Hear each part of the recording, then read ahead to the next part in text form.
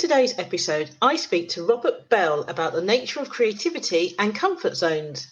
We discuss how to monetize your creativity and the 4 steps needed to crush your comfort zone. We discuss how to improve the areas of your life in which you feel vulnerable, because this is what your comfort zone is protecting. Only when you break through your comfort zone can you grow. You have to embrace uncertainty to have creativity. This is a truly fascinating take on the comfort zone. Listen up to the rest of the conversation. Before we begin our conversation, here is a quick shout out to the pathologically curious. Check out the Maverick Paradox magazine. It's a digital magazine written by Mavericks for business owners and professionals. You can find the magazine at themaverickparadox.com. The magazine's aim is to provoke maverick leadership everywhere.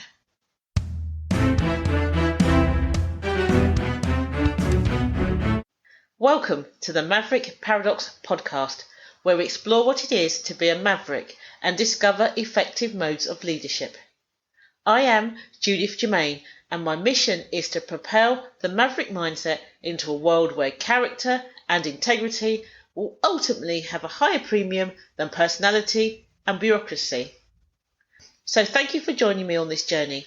If you would like to continue with me, then please subscribe to my podcast on iTunes, Stitcher, or one of the other popular podcast platforms.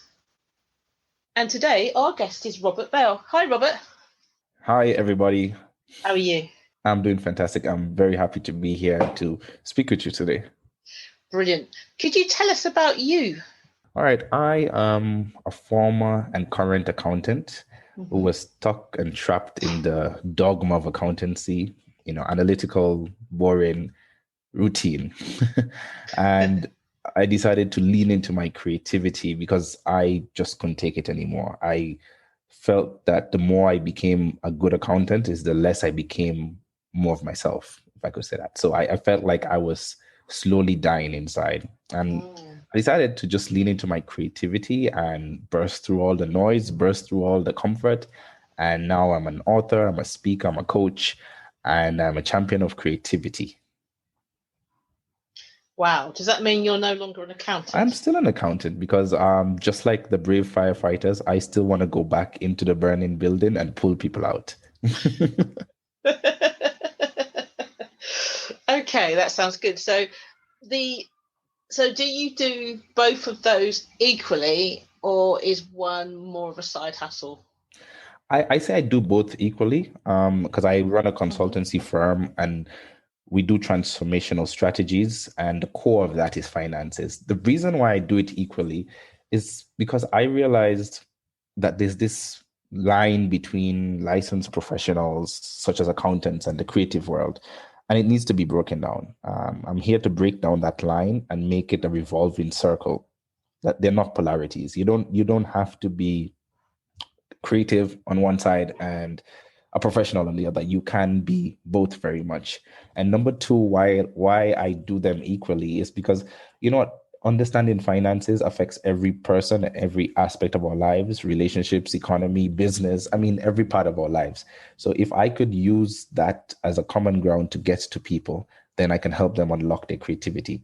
And if I can help unlock someone's creativity, I can also help them get their finances in order, which gives them much more stability.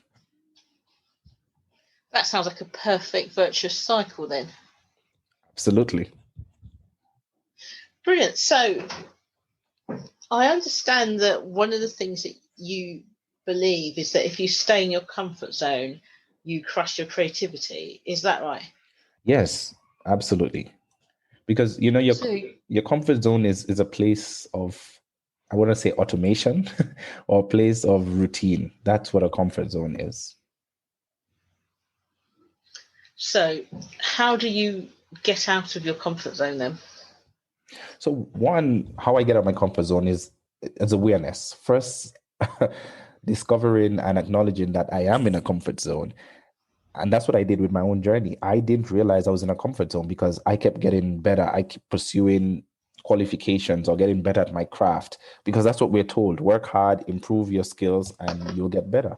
But oftentimes we tend to improve the skills we like to improve or that are easy to improve.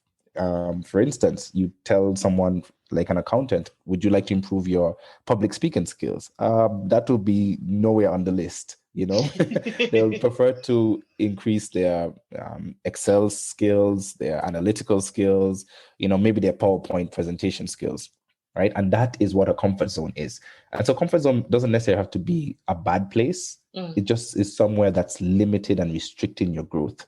And you can't grow where there's no creativity, because creativity means identifying problems and finding unique and novel solutions to those problems. So yes, someone may be, whatever they are, and I keep using accountancy because that's what I identified with, but you can be in your comfort zone and just continuously developing skills that enhance your comfort zone, or let me not say enhance, that continue to keep you in your comfort zone, but don't pull you out of it. And the more you stay there is the more you crush your creativity, because creativity is not just about coming up with good ideas, but it's about revealing a deeper part of you. So could you not be creative in your comfort zone? Yes, to a certain extent, you can be creative in your comfort zone. So perhaps we should break down what creativity is, because a lot of people misunderstand creativity to be merely artistic or just coming up with an idea. You can come up with an idea in your comfort zone. There's absolutely nothing wrong with that. But that's what you will consider sort of mechanical creativity. All right, I have this problem in my workplace, whatever, I came up with an idea. But the deeper meaning behind of that, the deeper level, I should say, behind of that creativity is breaking through what is obvious. And when you're in a comfort zone, your brain, even neurologically, is just connecting obvious points. It's just going through the familiar. It's not exploring any unknown territory. It's not taking into consideration new facts or looking at it in a different perspective. That doesn't happen in your comfort zone, because in your comfort zone, your brain is just continuously working on efficiency. How do I get this done faster? How do I get this done faster? You're driving home. Well, these days we're in lockdown, but I mean, if you can remember your daily commute to the office, you would pass a particular shop or something, a poster every day, but not even recognize it. That's what comfort zone is. That is what a comfort zone is. You're doing the same thing over and over and over without a change of direction, because changing your direction on your commute to work is risky. It's risky because you may get late, you may get lost, something might happen. So you stay in comfort. Okay, that makes sense. So the first step then is awareness. What's step 2? Yeah, so the first step is identifying the boundaries of your comfort zone. I call them the boundaries because it doesn't mean that you quit your job. Busting out of your comfort zone doesn't mean quit your job, move off to a remote island and take on some new life identity. It absolutely doesn't mean that. It just means identifying the areas in your life where you feel most vulnerable. Where do you feel most vulnerable? And the reason why a comfort zone exists is to protect our vulnerability. If you can identify which areas do you feel vulnerable, those are your opportunities for growth. That's your place for growth. That's where you should be knocking to grow. Because if you're not vulnerable anywhere else, you likely have exhausted sort of quote unquote your growth for this stage. But if you evaluate, where do I feel uncomfortable? What areas, which situations do I feel uncomfortable? Because what we do very well without knowing it is that we like to defer problematic things in our lives. We put it aside to deal with later. So step 1 is evaluating, what do you keep putting aside? Where do you feel most vulnerable? Okay, that sounds pretty good. So what happens next? So next, you need to now commit to a change. The next step is to commit to a change. And oftentimes we fail to move out of the comfort zone because we want the solution. All right, so you do step 1, you identify your vulnerable areas, you identify your areas where, you do need that growth. And next, people want to know the answer. But no, the next step is to commit to a change. Yeah. If you want to move out of your comfort zone, you have to just make the commitment to change without knowing how, without knowing when, without knowing why. Well, why you need to know, but without knowing when and without knowing how. So I go back to the example of public speaking. Let's say, public speaking is your vulnerable area. You identify, I need to break out of this comfort zone. I need to be able to communicate verbally. I need to be able to, interact with people face to face. All right. So you commit, well, with distance, you commit to that change. You commit to that Yeah, it's so change. funny because that reminded me of my very first public speaking thing where I decided that this is obviously a few years ago that I would need to do public speaking, and I was like putting myself out, not like I was kind of committed to doing it, but I was like not in any particular rush. So, but I sort of said to people, yes, I'm a public speaker, even though I hadn't really done it. And then this woman asked me if I could join her in this public speaking event. So we both speak separately, but we'd go to this thing. And I was like, yeah. And I assumed it would be, for some strange reason, I just assumed it'd be really small, like 10 people with whatever. And then we turn up, and it's this massive auditorium with mics, cameras, and I was like, oh, this was not what I was expecting. For my first gig, it was really an important one, and I hadn't really thought about it, because I was just like, yeah. I don't know why I thought it'd be small. I was just like, and when you're not being properly mic'd up and stuff, I was like, great, my first speaking event, and there's like 500 people on this massive auditorium, and I can look up and I can't even see them because there's lights, like so many lights in your eyes and stuff, and it's like, oh, okay. And then what made it even funnier was that, so I was not the main speaker, so I was meant to be the sidekick, as it were, and the other woman was the main speaker. Different topics, but she was the main speaker. And then halfway through what she was supposed to speak about, she kind of sidled up to me and said, I've run out of content. I don't know what else to do, so I'm going to throw it over to you. And I was like, ah! So not only was it like my first time in front of all these people, being mic'd up and recorded for internal viewing again, it was like, oh, and can you add another 40 minutes to your talk? It's just like, okay. But I just managed it. But it was definitely a baptism of fire, so it was quite amusing. That was some commitment. I'm very careful with my commitments these days. Yeah. And you know what? That experience sums up like my 4-step process of breaking out of your comfort zone. Right. So you see, first thing you did is evaluate your comfort zone, like we said, right? Then number 2, you made the commitment. Now, the moment you realize, okay, this is a very big event, was the place to cement your commitment. You didn't turn back. You decided the door is shut. I'm in this room. Now you committed. You committed to that change. You went forward with all levels of uncertainty, because you remember, without embracing uncertainty, you can't have creativity. Without embracing uncertainty, you can never come out of your comfort zone. That's why it's called a comfort zone. There's certainty, outside of your comfort zone. It's uncertain because you don't know. You've never been there, or you've not stayed there long enough. So there's this level of uncertainty. And that leads to step 3. Step 3 means you got to lean into your courage. You have to lean into your courage at that point. So you got to commit, and then you got to lean into your courage. At that point, you didn't ask, okay, do I have a script? Do you have whatever? And a lot of people really misunderstand public speaking. You don't speak publicly because you're a good speaker. You speak publicly because you have a message to communicate. Oh, you speak like that. Publicly. Yeah, you speak publicly because you have a message to communicate, not because you're a good public speaker. And that goes back into our comfort zone. A lot of us would have retreated out of that room and said, all right, let me clock in a few more hours of public speaking, because you want to develop the skill. You want to develop the technical skill of public speaking. And that's comfort zoning. I call that comfort zoning, right? Unlocking your creativity is stepping out of that comfort zone. And instead of attaching yourself to expectations, you're attaching yourself to inspiration. Oh, that's quite profound. I think, is it also knowing what's transferable? Because I'm a great trainer, for example, and I've been doing that for years. And I just looked at it and thought, okay, this is kind of like, I'm not nervous when I sit and train a group of people. So this is it's not the same thing, but it's still kind of the same thing. So I'm going to do it anyway. Yeah, that's a great example, because you see, you got into a comfort zone of training because it's called muscle memory. You have the muscle memory of training. I know I need to do this. I know I need to do that. Your brain has connected the dots so many times when it comes to training, it does it by itself. Now, the moment your brain became aware that you're going to speak now, it's not training, it had to become awake. it had to become alive. Your consciousness now had to take over. And when your consciousness takes over, your brain now wakes up like, wait, I don't know which dot to connect next. Oh my gosh, that's so true. I really love the way you're putting it. Yeah, that's exactly what happens. Like, I've analyzed this thing so much because I went through the same thing.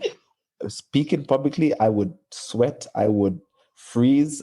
Once I literally had to be lifted off the stage. Like, I just couldn't. I froze. Like, literally, my muscles tensed. So I said no more. That's when I decided I'm never gonna do this again. I'm gonna push to this. And I realized it's not about learning, because I mean, people said you can go to Toastmasters, you can do, and I said, no, how is that gonna help me? The problem that I have with public speaking is my courage. It's not in the technicalities of what to speak and how to stand my posture. I needed to have a message, because you can speak very well, but if you just don't have a message, if you can't connect, if you're not inspired to communicate and transfer something, then you're in problems. So that's what happened in your scenario, where training, you were doing it, your brain got used to it. So and if you don't challenge your comfort zone often, it becomes a bit lazy. We become lazy in our brains because let's just do something that I know how to do, right? And that's where the creativity just dies, because you don't have a problem to solve. When you got onto that stage, you had to find, and I'm gonna bold and capitalize this word, you had to find your unique way of resolving that problem. You couldn't have gone to YouTube at that point. What should I do when I get scared just before I speak? There's no YouTube video or Google answer that can help you. Because no one knows how you feel at that point. No one knows how you're feeling or what your strengths are. You're going to box yourself back into this mass production line. All right, top 5 tips of, overcoming your fear, etc. And that's great. I don't have a problem with that. The problem I have is that when we fail to have a conversation with ourselves. Why am I really scared? Is it the lights? etc. Because you could have a genuine reason why you're scared of the lights. Maybe your eyesight is not good. So then at that point, if you just calm yourself down, you realize, all right, guys, can we reduce the lighting a bit? Because that's affecting me. And then you push forward. That's what creativity is. It's a bit like being on that stage and realizing when I looked out, I couldn't see anyone, but I had to pretend I could. Do you know what I mean? Because you can't just can't just lean forward and go, I can't see no one. You just have to pretend. I'm sure there's a proper way of dealing with that, but as you said, it was like there was no time. Yes, there was no time. I mean, now if you were to be trained technically, the advice a professional will give you, like myself, who's a coach, is when you stand on that stage, you picture that one person you're speaking to. You have to imagine where they're seated right there, and you're just speaking to them. You focus your vision to that one spot. That's a cool trick. which actually brings me to point number 4 of breaking out of your comfort zone. Is you have to learn how to deal with the possibility of failure. And you do this by the mantra of my life is summed up in an acronym called MAMI. MAMI is MAMI, which stands for minor adjustments that give you major improvements. You have to learn to look for that one tweak. That's just that one tweak when you're busting out of your comfort zone. Usually it's just one thing that tips you over the edge. Don't try to have all the ducks in a row, right? It's just one tweak that will align all the ducks in a row. So you just needed to make that one tweak. And I don't know, maybe I can ask you, do you recall what was that? What did you do? I mean, you were scared, you saw the lights, you did it wonderfully, but what's one thing you can say you did in that scenario? I think it was a mindset issue. It was the recognition that in that topic I was talking about, I knew more than anybody else in the room. So therefore I couldn't fail because I already knew more than everybody else. Mm-hmm. All right. So your minor adjustment there is that you refocused yourself from what was happening outside of you to what was happening inside of you. And I think that's really interesting because funny enough, the next thing that I'm dealing with is related to speaking again, which is quite funny, which is obviously with all this COVID stuff, everything's remote. So after a period of time, I realised that, I'm doing, I'm obviously delivering training and stuff like that online, which isn't a problem because I love the, interaction you have with people. But one of the things that I don't do or haven't been doing is actually doing content videos. So my expertise talking to a screen, basically, with nobody else there. And I've always kind of avoided doing it because I hate doing that sort of stuff. So at the end of last year, I decided that was really pointless and stupid. So I decided I am going to jump out of my comfort zone, which is like not to do those things, and to do it. And since then, so then to make sure I did it, I spoke to a couple of people and got into sort of projects with them where I'm like now forced, like if I don't do it, I'm letting them down because we're doing it together. You see what I mean? So I've already recorded 3 videos, and it's like it's so funny because it's like I'm scared of doing this. I hate being scared of doing this because I can cognitively realise that it's stupid. If I could stand in front of 1,000 people and talk and not worry about it, I could sit on my own in front of a computer. I mean, it's just stupid. So I'm like, right, I'm just doing it. I'm going to just constantly do it until I don't even have to think about it. So that was my solution, because it was just like cognitively, I could listen to my brain go, and I was thinking, that is the most pathetic excuse I've ever heard in my life. And if I had a client, I'd be like, what are you playing at? That's stupid. So I thought, it's hardly mavericky to hold yourself back because I don't like talking to myself on video. So right. Oh, I was there. Trust me, I was there. And, the funny thing is that's it. That's why creativity is so important, because it helps to give us cognitive exercises. Yes. If the only time you're doing something strange and unusual is a scary moment, that's what your brain will associate with.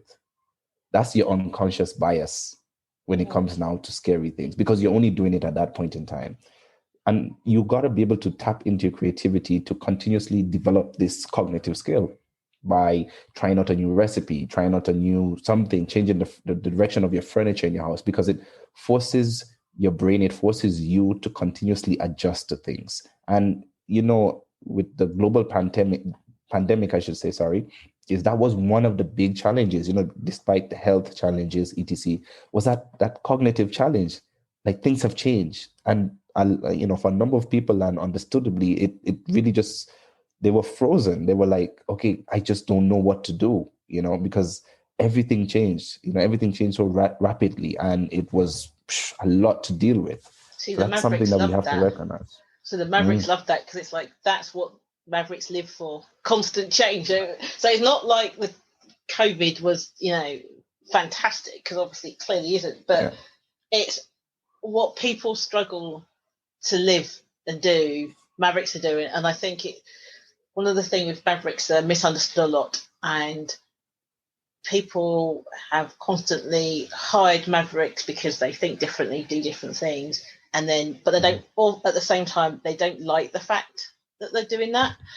Whereas now, this is like the time for the Maverick, because their natural abilities is exactly what's needed, and everybody knows it. Yeah, it is the time for the Maverick. And it also means, a greater acknowledgement of being authentic, because for you to be a Maverick, you really have to be authentic, and not authentic just by confession, but by practice. Yeah. I say that because a lot of times I find people say, oh, I want to be authentic, or I am authentic, but there's a mismatch between their thoughts, their words, and their actions. So they think, they are being authentic. They speak that they're being authentic, but the actions are very different. And what I find is that sometimes when someone says that I'm being authentic, they're not really truly being authentic. They're just being a version of themselves that allows them to strike that balance between being liked by everyone, but also not betraying themselves too much. It's sort of like a compromised middle ground. And oftentimes people fail to realize that being authentic, truly authentic, means standing the risk of not being liked or understood by anyone, not even one person. And that's what Maverick is. Exactly. The Maverick could make that step, whether or not someone understands it, knows it, supports it, appreciates it, or loves it. They'll make that step. Exactly. I couldn't agree more. That's exactly where Mavericks and Maverick leaders stand. And I think, that kind of mindset is what's needed now, and it's really the core of what agile thinking is about. So the more I look into agile leadership, I think, what's new about this? Isn't this obvious? Isn't this the way it's supposed to be? So I think it is quite funny that the way things go. So these are really good steps, actually, jumping out of the comfort zone. Mm-hmm. So is everybody creative in your view? Everyone has the ability to be creative. I would want to say it that way to be politically correct. But I would say, yes, everyone is creative, because you know what? Honestly, you can't, if you're alive, you're creative. Neuroscience shows us that being creative is a normal function of the human brain when we process information. Now, whether or not we yield or respond to that information that's being processed or to that stimuli, now that's a different situation. And unfortunately, that's how we measure creativity, by our response. But we all have that happening, whether it's at a conscious level or a subconscious level, right? Because creativity is just, as Steve Jobs says, connecting the dots, right? And we have lots of dots in our lives. Sometimes, you can recall, even the listener can recall a situation where you were in a problem, you were so sure you can't get out of this. Then maybe you took a nap, or you took a bath, or you took a walk, and the idea just popped to your head. You didn't get any new input, no new input. You didn't Google, you didn't YouTube. The idea just popped into your head, in quotation marks, popped. It's because it's been there all along, but you've just not allowed yourself to connect the dots. So the ability has been there. Yes, you just got to be able to relax into that. So we all are creative, but a lot of us block the access for us to be creative. Because I always think, a panicked brain can't think. You're literally switching off your brain when you're panicking. Yep. It cannot, and science proves that. It just cannot, and you can't even speak properly, and that's why you find when we get upset, one of the things that's compromised is our language. We resort to very, not so nice words, and it's very difficult. I don't think I've ever seen someone swear or curse at someone in a grammatically correct sentence. It's kind of impossible. You know what? I'm going to look out for that. That's going to be my thing. I'm going to someone will Please be really let me know if you find it. Hang on a second. Let me just reconstruct that. No, actually, I'll tell you what you could have fun with. Actually, making it grammatically correct. Yeah, that would piss someone off, though. So that was my sort of maverickness, playfulness coming out. But I could just go, did you mean to say this? It'd be quite funny. How do you? And you know what? You should try that, because the person will then realize, wait, is that what I was communicating? Because as you said, when you're panicking, your brain processing is not really so analytical. It's not so logical. It's heavily emotional. And for you to construct a sentence grammatically based on the memory that you have in your brain, the science tells us that it takes a deep breath. It takes a deep breath to activate the upper part of our neurocortex, where the higher functionings of the brain sit: language, creativity, problem solving. So it's just not possible, for you to be able to do that, to be upset, and unless maybe you're writing an email and you take time to come back to it, but verbalizing that's going to be a bit of a challenge. But you should try that. That's so interesting, because socialized mavericks, one of the things they do when they're analyzing and listening to a problem or whatever is they take the emotion out. They put their own emotion aside to concentrate on the thing. And maybe that's why, because all of a sudden, and it's like, and if you wanted to see a socialized maverick get angry, the most obvious thing that you'll notice is that they've suddenly got very, very quiet. Mm-hmm. Because I think, it's like the brain is working at speed. And then there's a bit of a little bit of a war between, I'm not actually, where they're trying not to become an extreme maverick. So they're deliberately trying to work against those baser instincts. So I think if you've got a socialized maverick swearing at you, you have pushed way too far. Yep, definitely. You're in the danger zone. You're very much in the danger zone, red hot zone. So how would you monetize creativity? Is it possible to? I mean, outside of having a job like an artist or creativity is your job. How else would you monetize it? That's a fantastic question. Um, First, let's just go back to how we identified creativity. It's problem solving, it's connecting the dots. Mm-hmm. Now, in this day and age where we live in a heavily knowledge-based society, you don't have to be an advertiser, marketer, etc. to monetize your creativity, right? You can monetize your creativity no matter where you are in life, whether even if you're unemployed, if you are employed, whatever it is, because at the heart of monetizing creativity is an entrepreneurial spirit, is seeing a problem that probably everyone else sees, but you see a solution in a manner, in a method that someone else just doesn't see. And the best way to do that is by packaging it as a solution that someone will pay for.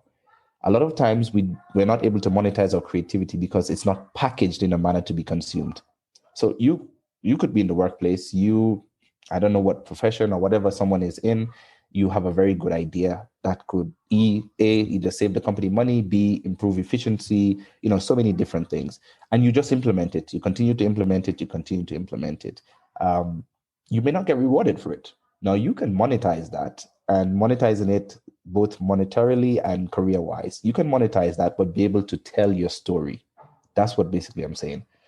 So I use my profession of accountancy. I've discovered, if we do this A, B, and C, we'll be able to save the company X, Y, Z. Now I'm going to be able to I need to be able to package that to the decision makers and say, listen, this was the scenario. I call it the ABC approach. So A, what is the current situation? What's the problem, right? B, what action have I taken or I propose to be taken that will solve A in a very unique and novel way based on my ideas? And C, what will be the results and the outcome? Because you know what? I mean, you can't just present an idea and then expect someone to value it for you. You have to be able to identify the value in it and then present it. So when you do that and you say, this is our situation. A is our situation. We are etc. COVID has caused this to happen to our business.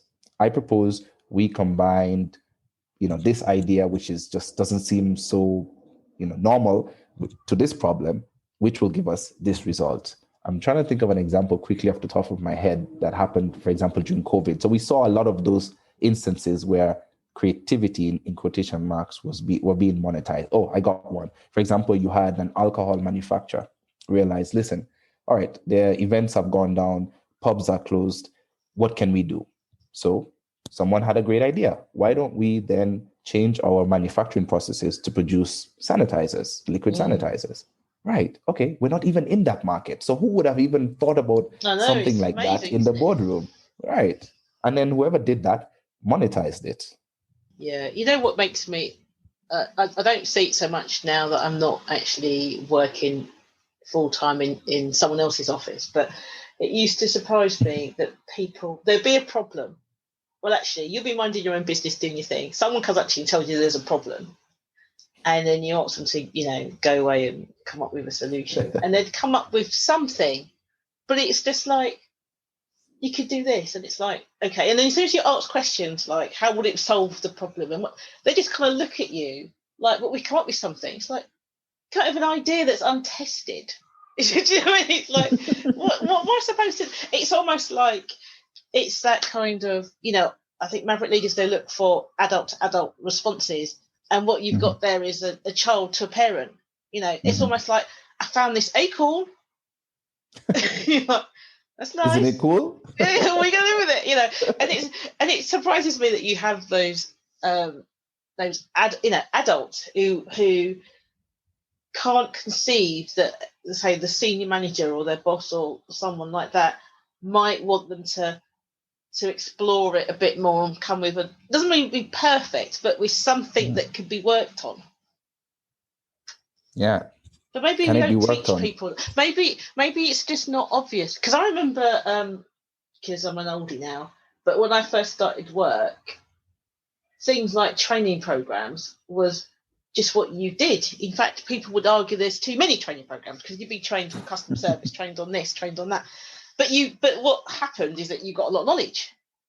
Right. Whereas these days people don't get much training. So the stuff, but if you're a manager of a certain age, you kind of assume people have the knowledge because you had the knowledge at the same age and the same seniority. Yeah, it is. There was a lot of training happening, but training for technical knowledge. So you're training customer service, you're training marketing, but very little training on functional knowledge. So how do we implement this? As you said, what can it solve? Right. So I can work in engineering and you can train me on customer service, and that can help me become a better engineer. And vice versa. You can train someone, okay, on the basics of engineering, and how can that help them become a better, how can they excel, in customer service, right? So what's the functional knowledge out of that training? And I think I remember, because I used to be in HR, and I remember the argument when you wanted to train people with. So you'd have, like, as you say, the technical, not necessarily technical, but the functional knowledge you need to do your job. And then you'd have a budget for stuff for develop people because they want to learn how to speak another language or do something.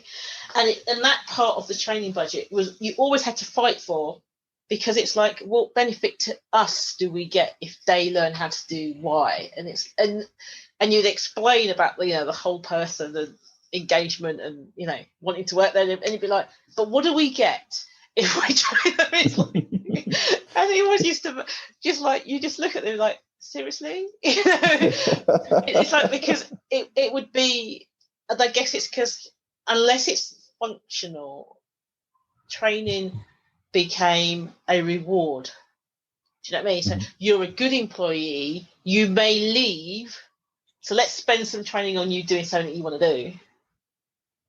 Whereas let's make you more of a robot so that you just do one task and do it well, instead of developing you to do something different. And that's a failure of leadership and foresight, because particularly, well, now more so, it's more painful now because roles are changing so drastically, operating models are changing so drastically. So if you don't invest in an employee to develop skills that may not directly attribute to his day-to-day or her day-to-day job, then you're in trouble, because that employee won't be able to continuously pivot with you as the business grows. Yeah, because some of the training, maverick leadership training that I do, includes modules on that kind of mindset, so that people enjoy change, seek change, and able to deal with change regardless of what that change is. And companies that think about the future and what might happen want to do that kind of thing, because it means that it's like for example, I did some I was doing some training on a high performance team before COVID, and what they was doing, they were hiring a brand new team into an organization that was more used to stable, the sort of like nothing changes until every 5 years something changes, but they were recognizing all these changes, so they're bringing in this new influx of people to help the organization to change.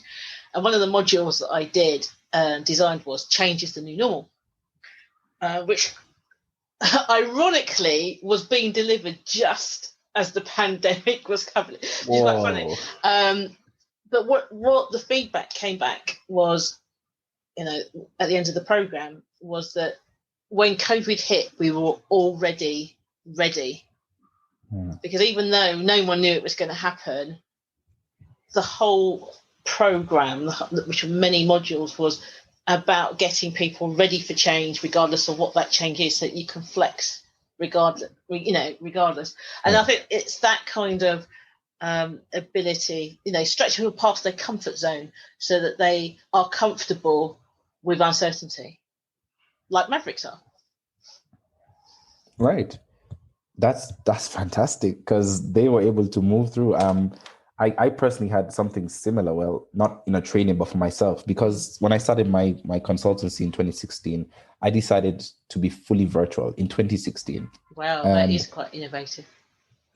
Yeah, and I got a lot of heat. I lost a lot of deals because people are like, okay, like, are you really real? You don't have an office. I was like, yes, I'm really real. And anyone who I hired, I said, I am not considering this option. We are virtual and we're going to be virtual 100%. So when the pandemic hit, my team was just like able to just shift so seamlessly. We didn't have any issues. We didn't have any hiccups because we had that going. And that goes to show you, to be a maverick, you really need to be in tune with your creativity, because you are comfortable with uncertainty, right? And that's why companies should invest in training all staff with tapping into their creativity. It reminds me of Maslow. Maslow actually said that, I'm paraphrasing the quotation, I can't remember it verbatim, but he said, a self-actualized person is a creative person. And that creativeness that's within a self-actualized person is emitted like, it's like radioactivity. It just hits all aspects of your life. He compared it to cheerfulness. Someone who's happy is just happy, happy at home, happy at work. They're just a happy person, no matter what happens, the extrinsic factors. So he reckoned that creativity and happiness are similar. So a creative person will always be creative. It doesn't matter which job function you put them in, it doesn't matter which industry, they will always find a way to connect some very, not so obvious dots. And I found that to be so powerful. Yeah, and it makes sense, doesn't it? Because the Maverick's point of view is, we know change is going to happen, but we don't know what the changes is. So a Maverick leader goes, I'll learn how to handle change because I'm going to be needing it. Right. So you train your brain to make creativity a part of your comfort zone, if I could say that. So your response becomes very, automated, right?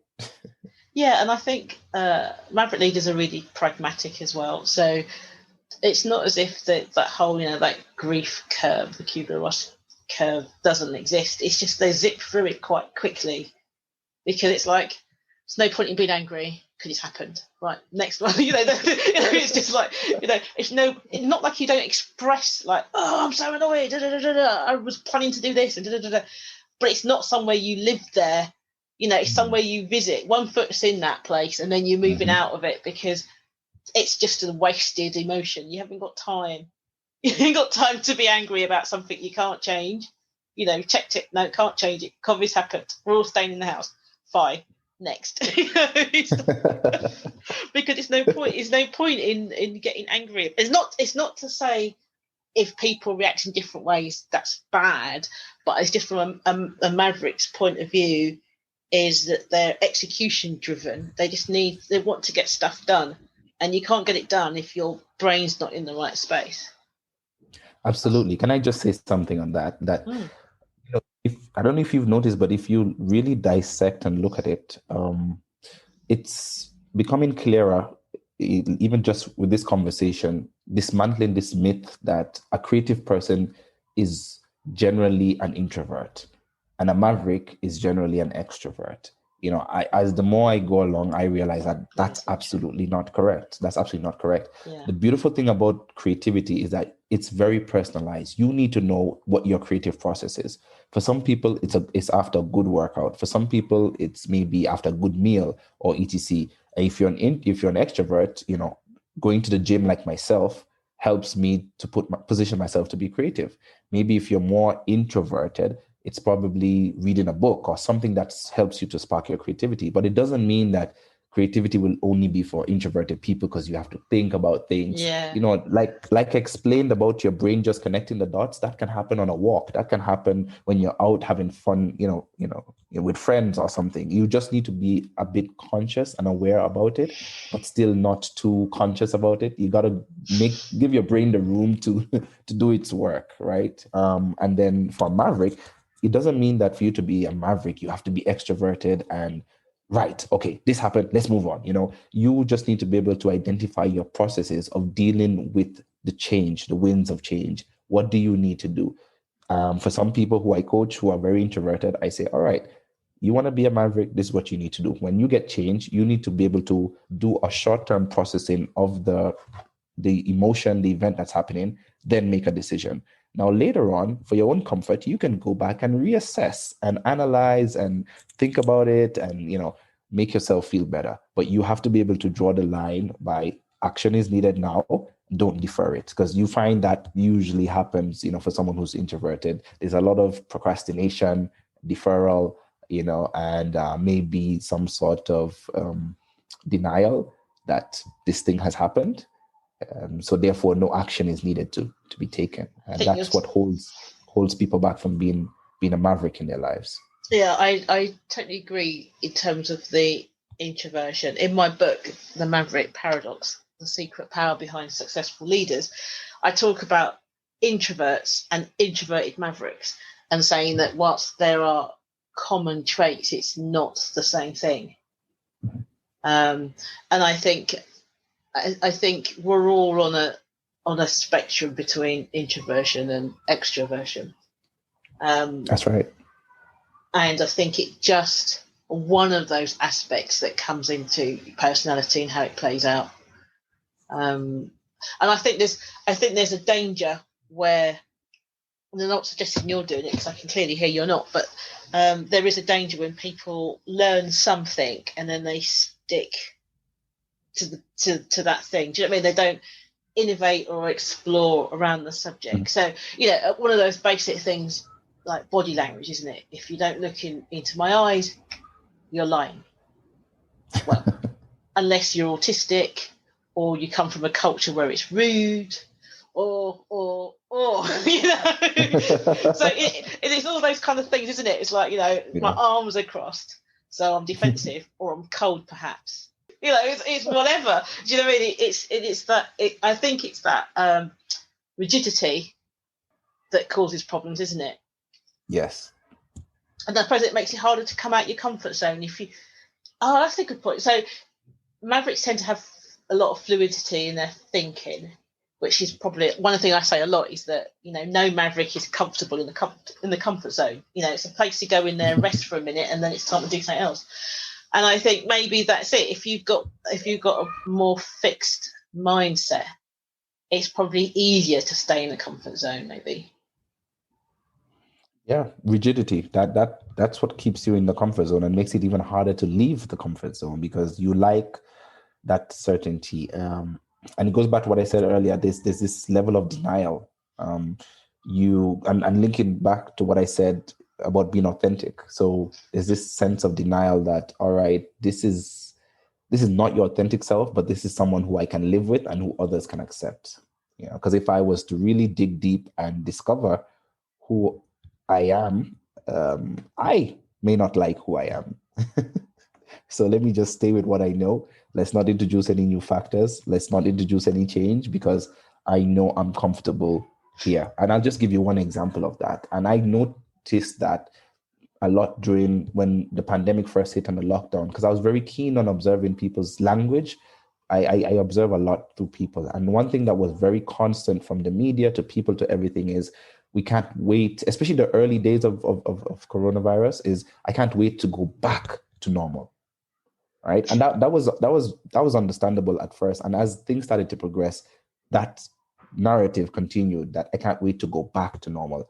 And the reason why that never made sense to me though, because I thought, how can you ever go back? It's that those circumstances no longer exist. You'll never get back to what. But a lot of people denied. A lot of people were denial at themselves. Yes, at a conscious and subconscious level, and that was what was generating a lot of the fear. So I tried to write a lot about that during the early days of the pandemic for people to, be able to process the emotions. Because the reason why a lot of people keep saying, "Look, I don't want to watch the news. I don't want to do anything because I just want to go. I just want things to go back to the way they were." And the reason why that statement is so prominent in conversation is because of a comfort zone, and people thought that I was exaggerating, and it's serious. It's because of our comfort zone. We know we can operate where we came from. Going forward, and you'll find a lot of the people saying we can't wait to go back. It's not that they were really fearing mass death or anything. They were just not. They were scared of operating in a new normal. I'll tell you, for example, my own profession of accountants. A lot of my colleagues really struggle because they like their paperwork, their physical papers, so they want to be able to write. They want to notate on every paper, and it was a real struggle. It's like you want to say, have you not heard of email? You just know what you mean. It was a real. Don't make me come down with my paperwork. I want to email they want their file They can picture their desk organized. This is my trade. This is this. This is what I need to sign. So just, working remotely it was a real big challenge because of the comfort zone. That is the big danger of the comfort zone. That sounds really interesting. I think it's a good place to stop. Robert, would you come back if I found something else to talk about? Would you come back and talk with us? The fact that we're stopping, we've not finished, is already proof enough that I have to come back if you have me. We're just stopping. We haven't ended. It's true. It looks like we're just getting started. I know. I could seriously have a long conversation with you on this. Brilliant. That's really fantastic. Thank you so much. Thank you so much for having me. I've really enjoyed the conversation. Thank you. Thank you once again for tuning into the Maverick Paradox podcast. I hope you have enjoyed in listening to my conversation with Robert as much as I enjoyed having it. At the Maverick Paradox, we improve your impact and influence by enabling you to effectively strategize, innovate, and execute. To find out more, contact me on judith@maverickparadox.com. Thank you. If you are pathologically curious and would love to find out more about the Maverick Paradox, then please subscribe to this podcast on one of the popular podcast platforms. Alternatively, you could explore our resources on Mavericks at maverickparadox.com or read the Maverick Paradox magazine. We publish frequently each week. If you subscribe, you will get our monthly newsletter. And let's not forget my book, The Maverick Paradox, The Secret Power Behind Successful Leaders. For those that love a good discussion, you could apply to join our exclusive Facebook group. Finally, if you would like to work with us or are interested in the Maverick at work, check out maverickparadox.co.uk.